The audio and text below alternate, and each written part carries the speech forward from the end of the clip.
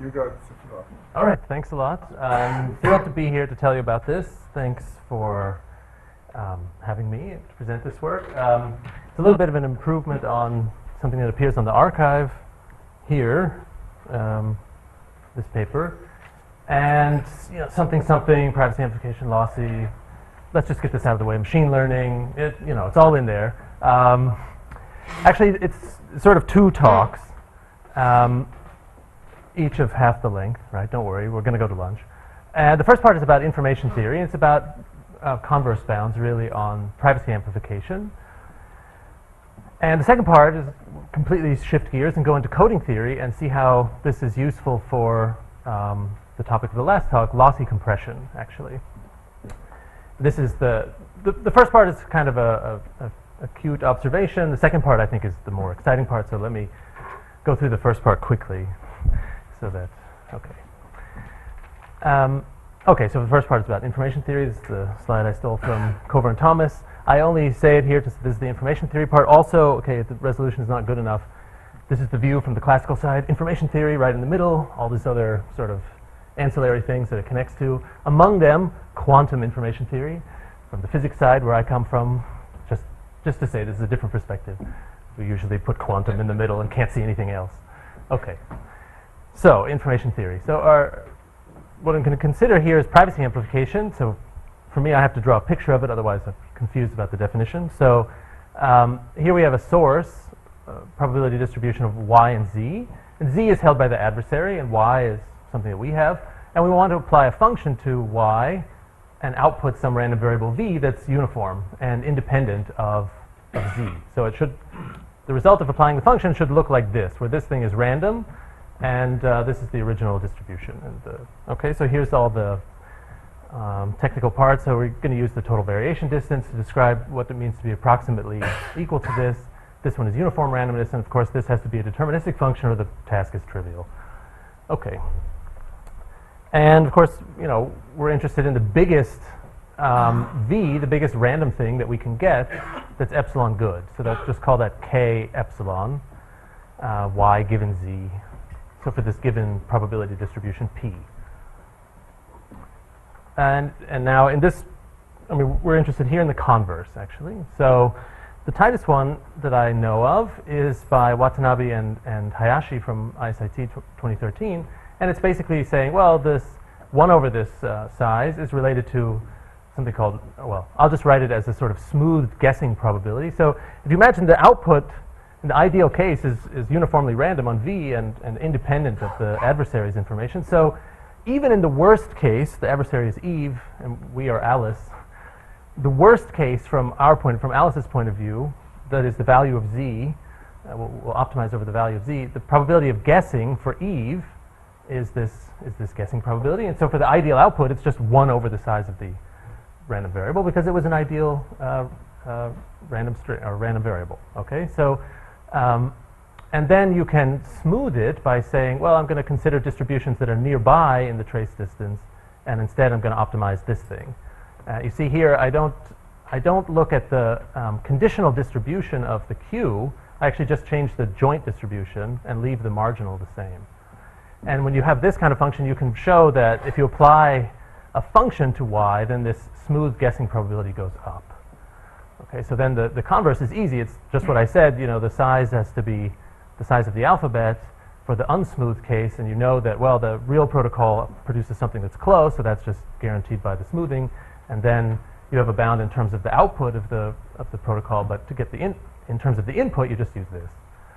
For quantum folks who are used to min entropy, this is not the minus log of, or this is not, sorry, this one here is not 2 to the minus what we would usually consider the smooth min entropy, because this is the worst case, okay? In the quantum case, you take the average. What this one is tighter. The problem is, for finite block length, say, so if you want to know, is this bound any good, you could try it on finite block length, and an I.I.D source, sorry. It's difficult because you have this minimization over Q. So you could relax it to something involving information spectrum, and then that would be computable, so that's good. Okay, here I just say that you can write this function as a linear program because I'm going to refer to this later. So don't try to parse the whole thing right at once. It's just, here's that condition, the Q over P, something, something. These parts just take care of Q being close to P. Okay. And if you stare at this for just a second and take, the normalization of these guys, these are probability distributions, then the fact that Q is normalized here, I write in the quantum way with a trace, means that this lambda times y is always bigger than 1, this guessing probability. So that's good because it means the guessing bound is never looser than the trivial bound, which is like, well, I can't output more secret bits than I actually started with. So this must be true. And so that follows from this form. Okay. Okay, so we can't necessarily evaluate it at finite block length, so let's try a different approach. Go for a quantity we know we can evaluate, something involving hypothesis testing. And so in this paper from last year, I showed that you could have this bound, where the size of the key, that's why it's called k, is less than this quantity involving this hypothesis testing function that many of us should be familiar with from channel coding. Here's the definition.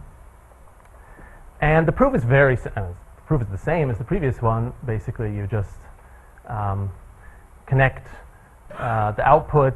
So you need some kind of relation between this function and the trace distance. And so then you say, like, okay, at the output, I have a almost good secret key, so then I use that in this bound. And then I do the same thing where if I apply a function, the bound, this quantity decreases now. And of course, this notation is not quite right because this is supposed to be the new random variable v, but I want to just emphasize it's the output of taking this function. Okay, so here we have just, I guess, a word on the notation, the joint distribution, and then this is just literally, 1 for each value of y. This is the function which is, for each value of y and z, it's just p of z. Okay, okay, so this is great because then you could hope to evaluate this at finite block length. That's no problem. It's just the same as what has been done in the channel case. Then you might hope, well, does it work for the quantum case? Because it's kind of an open question, how to deal with quantum adversaries. But the bound is false. You can easily concoct an example where not only is this thing false, that the hypothesis testing function should decrease under when z is a quantum system, but also the bound itself is false. Okay, so there's no hope for that. So this is really only going to work for classical adversaries. Okay, so here's an illustration of it. So let's say we have our random variable y. It's uniform. Let's say z is just, it's also uniform, but it's y plus some Bernoulli random variable, so a coin flip with probability 11%. And we're interested in getting a key that's very good, I guess I would say. This number you can choose as you like, but here the epsilon is 1 part in 10 to the 10. And so the converse bound, okay, so the previous one, if you do the information spectrum relaxation, you would get this red curve. And but with the hypothesis testing, you go down to the orange one. So this is a massive improvement, I would say. And you can see the difference between the best upper and best lower bound here at block length 1000 is very good, as we come to maybe even expect from the coding scenario. Also in the paper, so I should say this equation, reference 7 is the Watanabe-Hayashi paper. So they also have a lower bound. I also did a lower bound in that paper. It's the purple one, so the less said about it, the better. It's the worst one on here. There's an even better lower bound, the green one, that came out from Wei Yang and Poor and Schaefer, which I'll mention in just a moment. Okay. Okay, right, so that was this paper here. So there's actually a relation between this quantity and, actually we don't need to go into details on this slide too much. There's a relation between this kind of ugly looking thing and something called the E gamma divergence, which is defined here. And these guys gave the bound on privacy amplification, also wiretap coding, in terms of this E gamma divergence, but they're actually equivalent. They're just, this statement is equivalent to this one. The great thing about this, so I put the paper out on the archive with this hypothesis testing result. Wei Yang sent me an email and said, hey, I think this is equivalent to the one we have.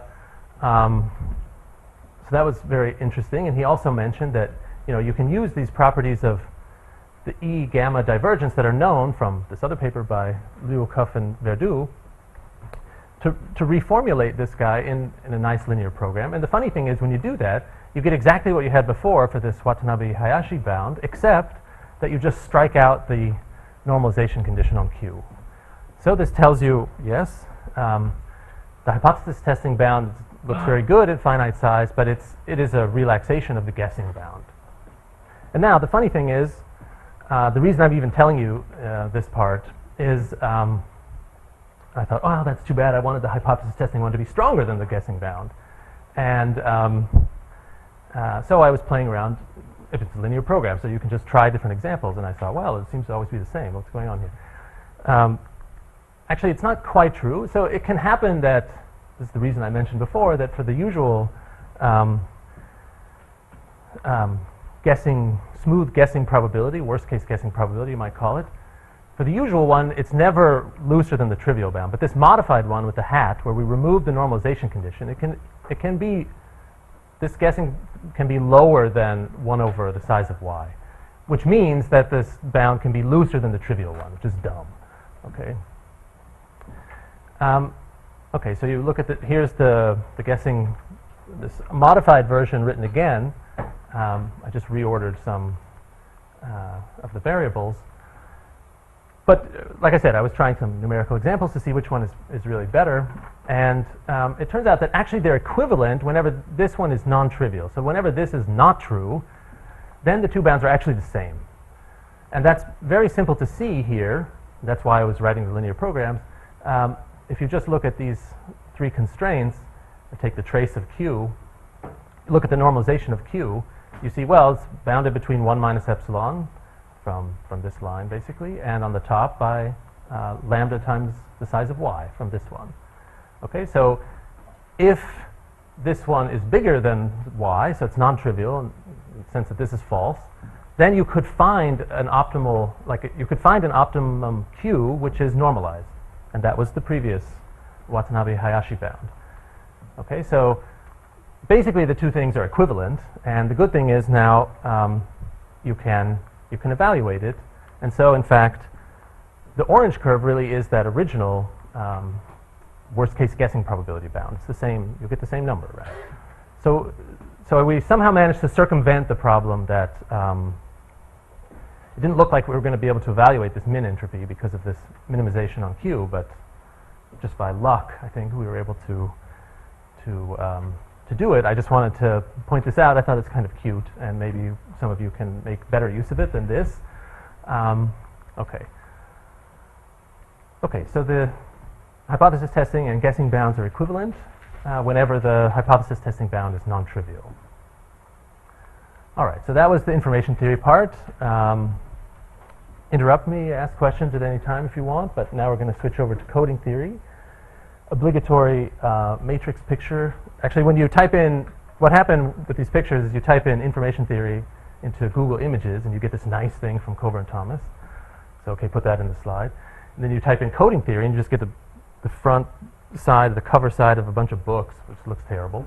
So actually, the flower thing is what I designed. Oh, you designed? Ah, well, okay, very good. That was for Hoverfest. Yes, okay. I saw it in the conjunction of that, yes. I want to at least make sure that it's not in any way my doing. So, right, so we just have, I picked out a matrix one, and this is also appropriate because we're going to really be shifting gears. Imagine we're going to be going into the matrix now, I guess. Okay. So we're going to use the stuff we did in the previous part, actually, to do lossy compression. And actually, we want to show how we can do lossy compression using channel coding.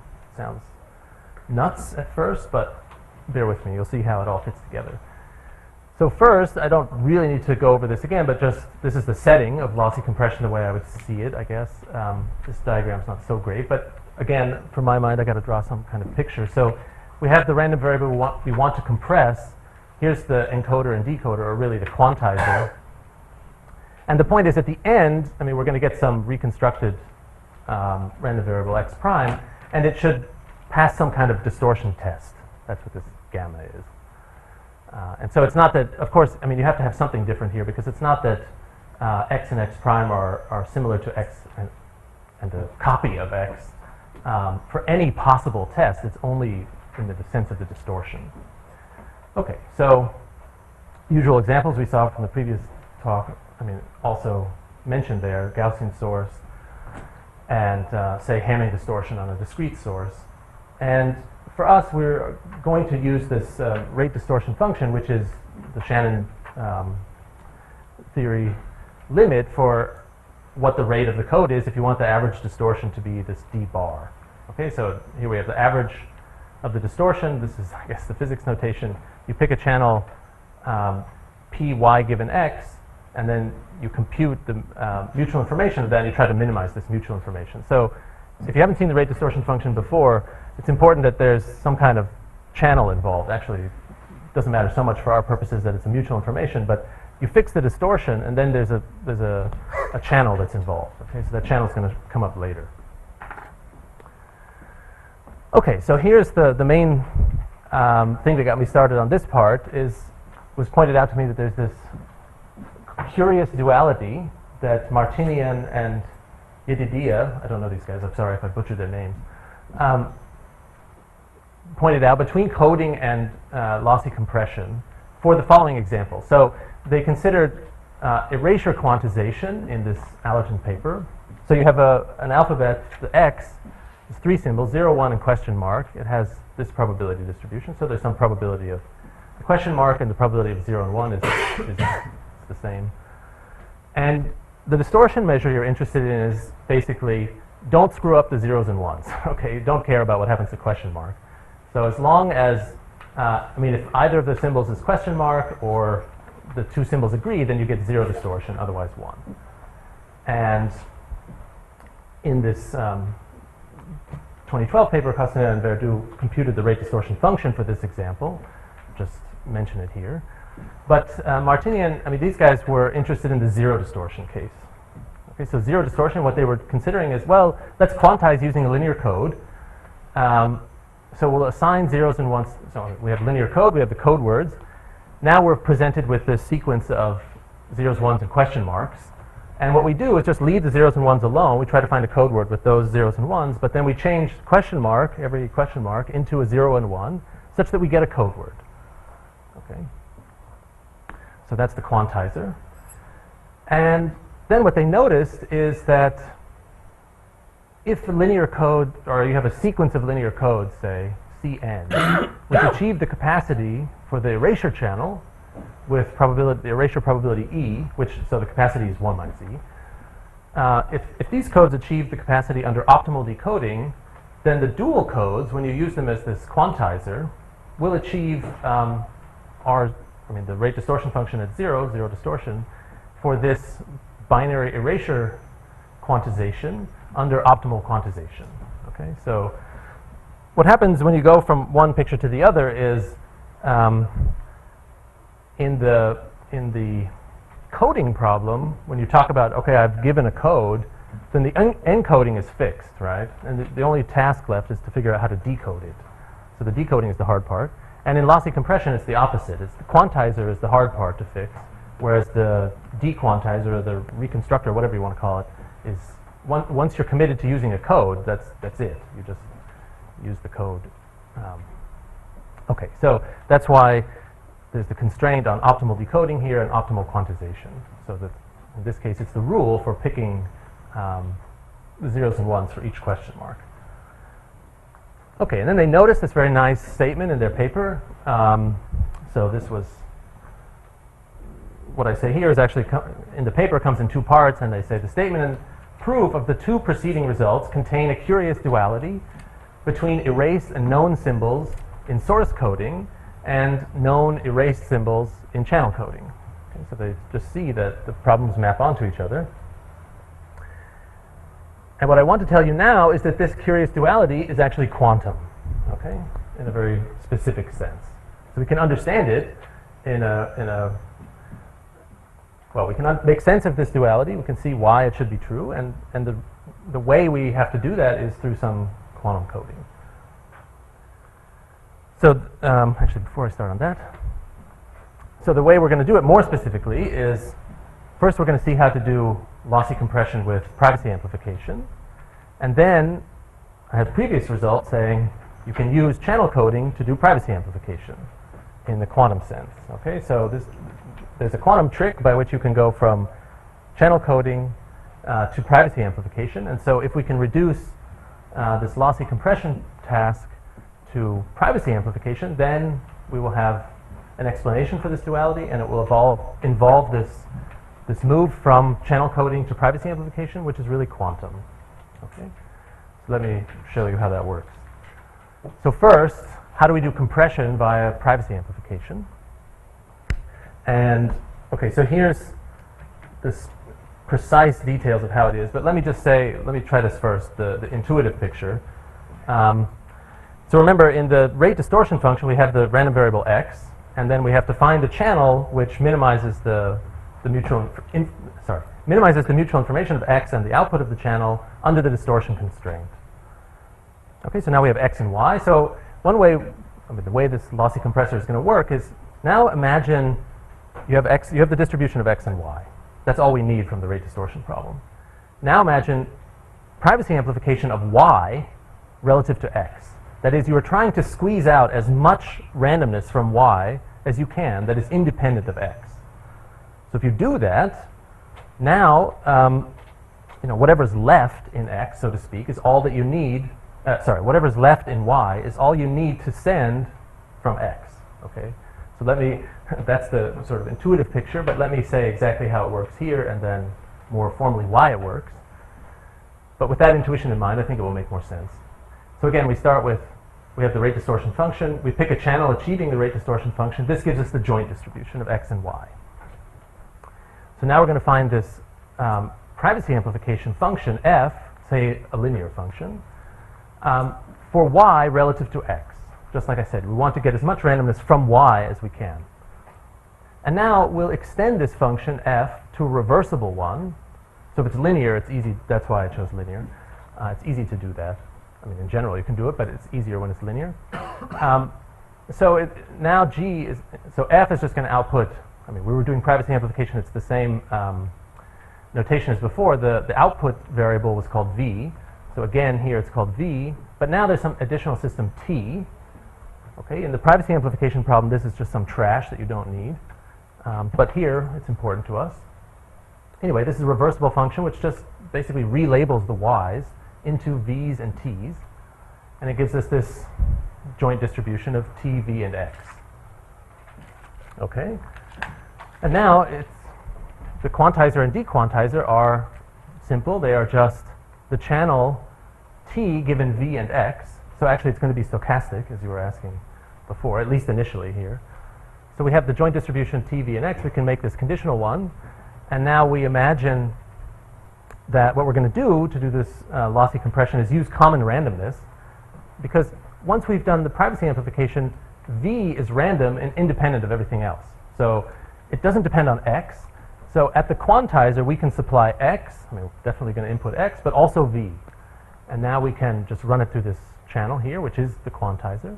And then once we send it over to the dequantizer, well, we have v and t, so we just undo it and get y. And that's what we wanted from the rate distortion function, right? Okay, so the quantizer and dequantizer both use this common randomness v, but actually in the protocol you could get rid of that if you want. Just de-randomize it if you can or if you want to. So I say if you can always do it in the sense of there's definitely one value of v which will achieve at least the average. But if you're considering this in an efficient way, like can I compute which v that is? It may not be easy. Okay. Now when you do this, the size of the code, so the thing that you're going to send from x to y, or from the quantizer to the dequantizer, is just t. So it's just y over v. Okay, and here's more formally, which probably you already either read or read your email. Why does it work? Well, we input p of x at the quantizer and also this random variable, which is essentially the same as this joint distribution here, because the privacy amplification is good. And the quantizer is just a map on this, so it's just data processing to get to here. And again, the dequantizer is just data processing. And the construction of the map of the quantizer is such that t and v together will just give you y. Okay, so you'll definitely get something close to the optimum output distribution y and x. And here I just mentioned if you pick f, so it was just a linear function, but if you want to think of it in terms of a code, so suppose it's the syndromes of some code, then this G inverse, which is what the dequantizer uses, is actually going to be something like it outputs the tth code word offset to the vth coset. Okay, so nominally the code itself is just the collection of ones where v is 0 through this function, but then of course there's a whole family of equivalent codes. Okay, so that's just as an example. Okay, so that's how we could do compression via privacy amplification. And now comes the part where, the quantum part really. We want to get privacy amplification from channel coding. And we want to see that this binary erasure quantization must have been linked to the binary erasure channel. Okay, and in fact that will be true. Okay, so we have this joint distribution from the rate distortion function. It also defines the channel x given y. I mean, forget about the rate distortion problem. We have this joint distribution, so we can make up this channel. Okay, so now once we have this kind of channel, we can use the results of something I published, I guess that's earlier this year, that says that you can make an extractor for this problem, a randomness extractor, so you can make this privacy amplification function.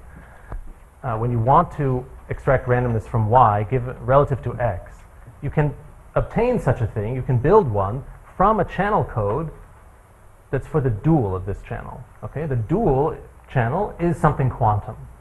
Actually, I don't even say what it is here, but I can go into that, I guess, if we're not too hungry. But let's just take it as there is this dual beast. And so in particular, so this is not, it has nothing to do with asymptotic or anything. So if you have a m epsilon code for this dual thing, so you have m code words and the error is epsilon, then it's equivalent to an m square root 2 epsilon extractor, this privacy amplification function for extracting randomness from y relative to x. Okay, so it goes back and forth. So you can go either way. Okay, we want to start here and end up here because now we've just seen how to do lossy compression from this thing. So if we put this together with the previous slide, we have that if we have an m epsilon code for this dual channel, then we would get a good quantizer of this size and of this error for this distribution. Okay? All right, that holds for arbitrary codes. Now, okay, so in the I.I.D limit, what you could get out of this is a rate. I mean, now we can just look at the rate of this thing, and it's just going to be, because it's just related to the rate of the code for the dual channel, so you would get a rate of 1 minus the capacity of this channel. Okay? So that's what the C here is. It's just the capacity of that. Okay? And now it turns out that all this duality in the quantum case really fits very nicely if the capacity optimizer is uniform. Okay, so this should be the mutual information optimized over input distributions for this dual channel. If that optimizer is a uniform distribution, then it will happen that this capacity is just equal to 1 minus the mutual information of x and y. Okay, now y is the input distribution, so it's going to be uniform. And this is the case, actually. This is why I showed the rate distortion function for this binary erasure from Costin and Verdoux, because they compute all of this. So you can see that, in fact, this is true for this binary erasure quantization, that the capacity optimizer in this sense is uniform. So if you look at the optimum distribution x and y, the y part is uniform. Okay, and that's also true for, I mean, it's known for Hamming distortion. And so what happens then is we get the optimum rate for, we get back to this IXY, right? We just plug this into here, get IXY, and that's the optimal quantizer rate. That was the rate distortion function that we wanted. So this curious duality really is a quantum thing, okay? So, okay, actually, I guess there's one thing I have to say, is that now you would have to know what is the dual of this channel. So when we go back up here, when we look at the binary erasure quantization case for zero distortion, what you get is the binary erasure channel. Okay, so now I'm just telling you something from this paper, basically, without explaining it. But in fact, the structure of this dual is exactly such that it matches this duality that I mentioned here, it was noticed before, because the example of the erasure quantization goes over into the erasure channel. Okay? So it explains not only that there is a connection to some channel coding problem, but which channel. Okay. All right. Okay, so let me actually wrap up. And the most important thing is maybe not even shown on this Outlook slide, so I can spend a minute talking about that. So from the two parts, say in the first part, actually my motivation was to get better bounds into quantum adversaries. That totally failed because the bound doesn't work for quantum adversaries. But and these are still missing. Okay, I think really tight bounds in this case. We could try some of the same kind of duality I just mentioned, but that's I just mentioned that as a possibility. And in the second part, so we went from channel coding to lossy compression, but we can ask if we could come back, I guess.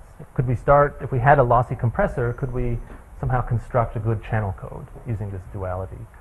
It would be easy if the compression always effectively implemented this privacy amplification, because then we'd use the known result to come back to channel coding. And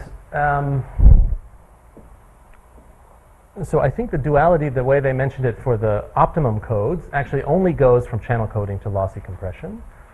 But the second half of their paper, Martinian and Yedidia, is that if you do belief propagation for decoding, then you can make a belief propagation quantizer that also performs, that also has this kind of duality. Okay, so I think actually what I didn't write here is maybe the most interesting part. And if we're being extremely generous, we could say maybe it's something to do with machine learning, is that you have these algorithms, as was mentioned in the previous talk. These optimal limits are interesting and important, but it doesn't tell you anything about how to build a code. In the channel coding case, we know a lot about that from using belief propagation. And what they were saying is that you can also use belief propagation for the quantizer. And I think that's only for the zero distortion case. So it would be interesting to know, is there the same kind of duality for the arbitrary case? So what I was presenting was, even for away from zero distortion, we understand the duality for optimal codes. But does it also exist for, we do the suboptimal code where we use, say, belief propagation? Because then that would give us some means of constructing a quantizer. Okay. Let me end there, and we have plenty of time for lunch, I guess.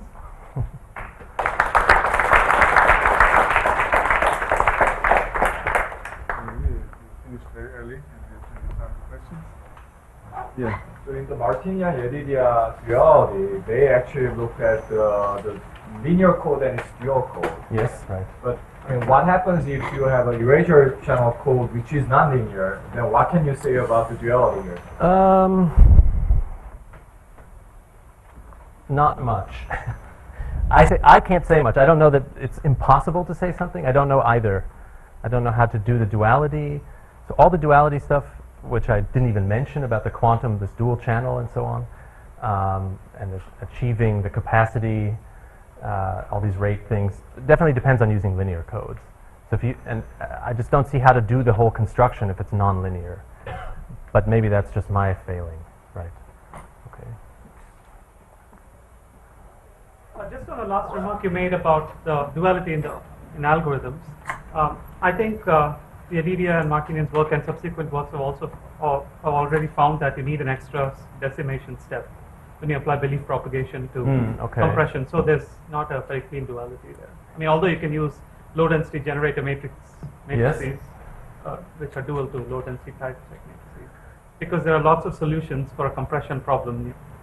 Local algorithms like belief propagation fail unless you decimate. I see. You need so their now my question is to you. So their case kind of only works so nicely for zero distortion, is what you're saying. Well, even for zero distortion, there is a. They also have. Okay. So yeah, I mean, I don't know how to factor that in. Yeah. So I should stress that the duality, so in particular things like this, okay, here we're talking about, okay, so just look at this sort of statement. It only works for optimal decoding. Or at least, I say the statement is only established for optimal decoding. I don't know if it could be for something, but you can sort of see why, because on this side, we have a problem, we have some joint distribution, we have a function on one of them, but that's it. There's no decoder, or you could maybe identify the function with the encoder. Or let's say, on the privacy amplification side, so this extractor, we have the function. That's the whole protocol. So it's either the encoder or the decoder. We have to build both the encoder and decoder for this side out of that. And so what happens in the equivalence is you say, use F to build the code, and then take the optimal decoder. Okay, so in order to extend these results to something like belief propagation, you also have to understand how, you have to make this work. So it's really very open. And I guess a lot of these issues, well, obviously they'll have to play a role. And yeah.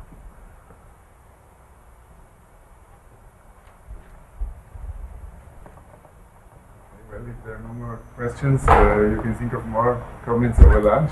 So let's thank Joe and the other speakers.